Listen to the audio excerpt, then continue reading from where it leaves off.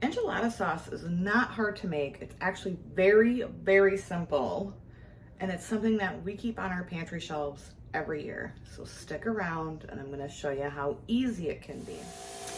Hey, hey, hey, welcome back to our urban homestead. I apologize for the noise in the background. Twice a year we power wash everything around the house, and today we are power washing.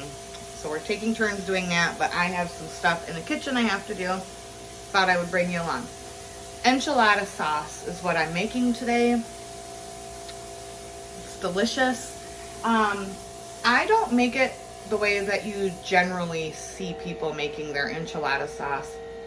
And yes, I said enchilada, not enchilada. That is one of my biggest pet peeves. People calling it enchilada sauce. It's enchilada. So, like I said, most people will, get the dried ancho or pasilla peppers and then they will rehydrate them, blend them in. I don't do that. I take a shortcut. And I will show you that shortcut here in a little bit. But right now, I've got 3 onions and about 5 cloves of garlic.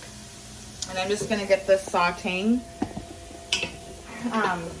and cook down a little bit. And I've got to get my food mill out because I don't like my enchilada sauce to have the pulp and the seeds in it. So I'll bring you back in just a minute when I go get my tool.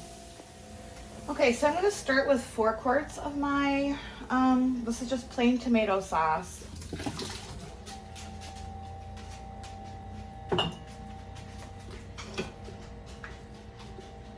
And this little tool, I don't have the thing that goes with it to turn it around, so I just use a spatula. And this gets all of the sauce but leaves behind pulp and the seeds. And like I said, I really like my enchilada sauce to not have the seeds or pulp in it.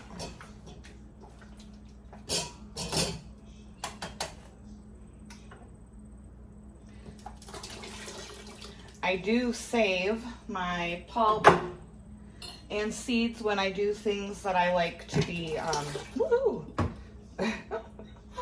have none in them. I do save that, and I dehydrate it and make tomato powder with it so it doesn't go to waste. All right, I'm gonna get this all done, and I'll bring you guys back for the next step. All right, now I've got this beautiful smooth sauce in with the onions and the garlic.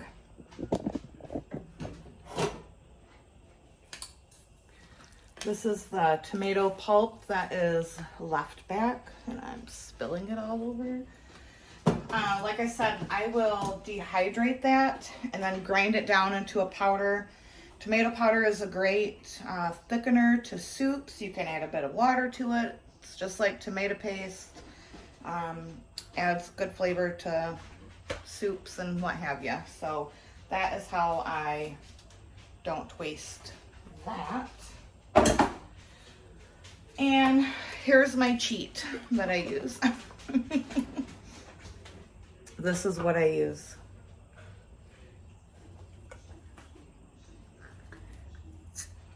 Gives it a nice kick.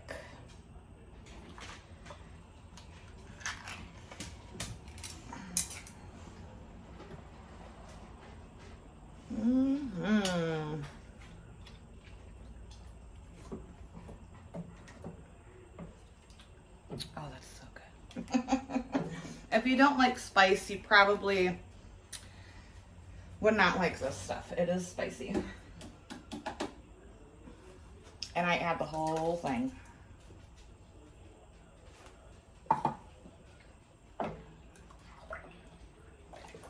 So that's how I get around using the ancho or pasilla peppers. Just add me a little can of that and that is good. Then I'm gonna add some salt.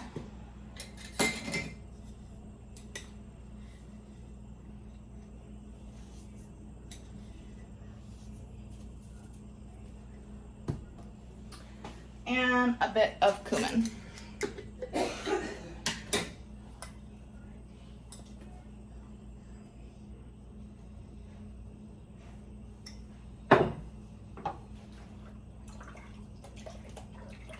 And then I just let this simmer until the onions and the garlic are nice and soft.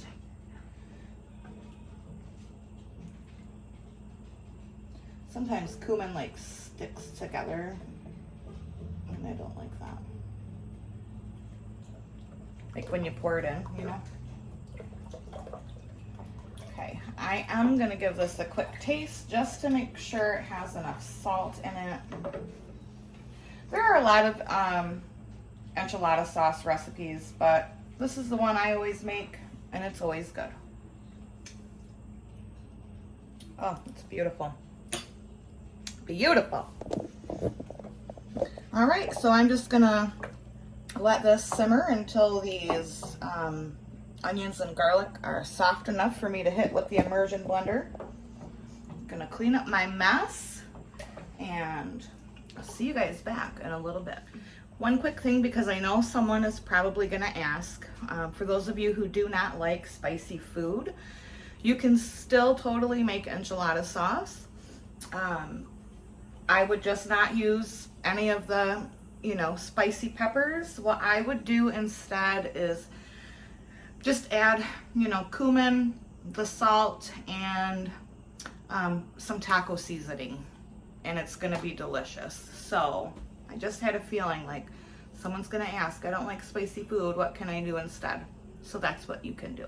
All right, so this has been simmering for about a half hour. I'm gonna hit this with my immersion blender to blend up the onion and the garlic together.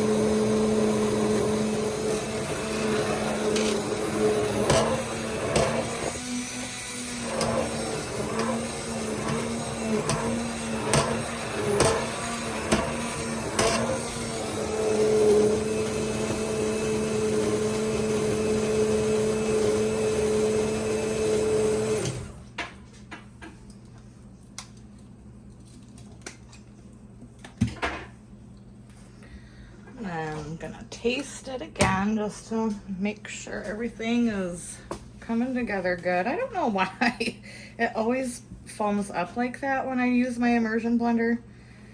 The foam will go back down.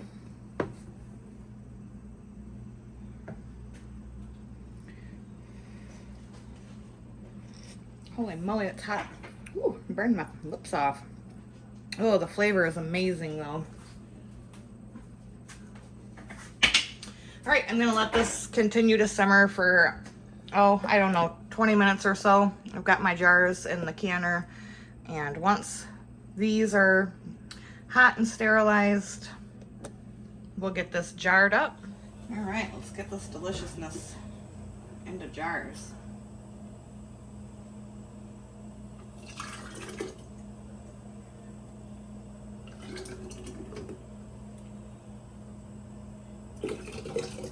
These are gonna water bath for 40 minutes.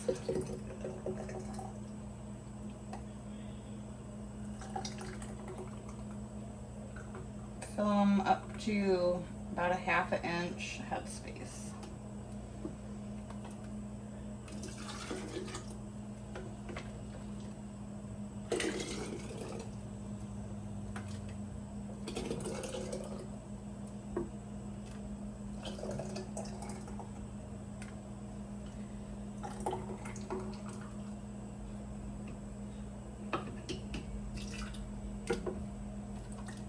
Makes me want enchiladas for dinner. It smells so good.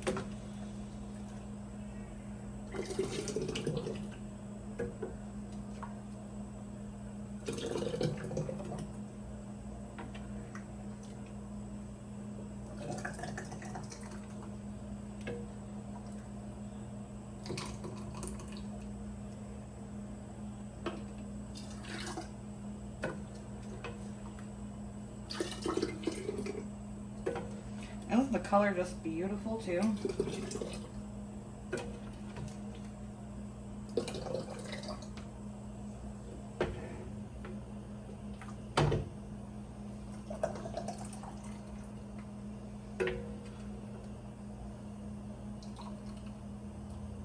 I think I might be able to get a pint out of that as well.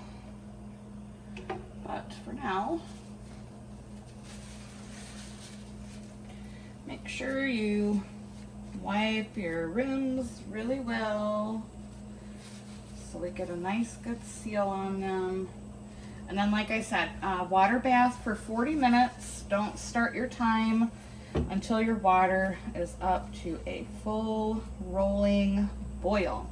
And I'll show you guys what these look like when they come out. All right, here they are out of the canner. 4 quarts, 1 pint, looking beautiful. As always, guys, thank you so much for watching. I hope you enjoy this recipe. I hope you try it. Even if you don't you can make it in small batches and put it in your freezer. It's really good. So until next time, guys, abundance and blessings to you. Bye-bye.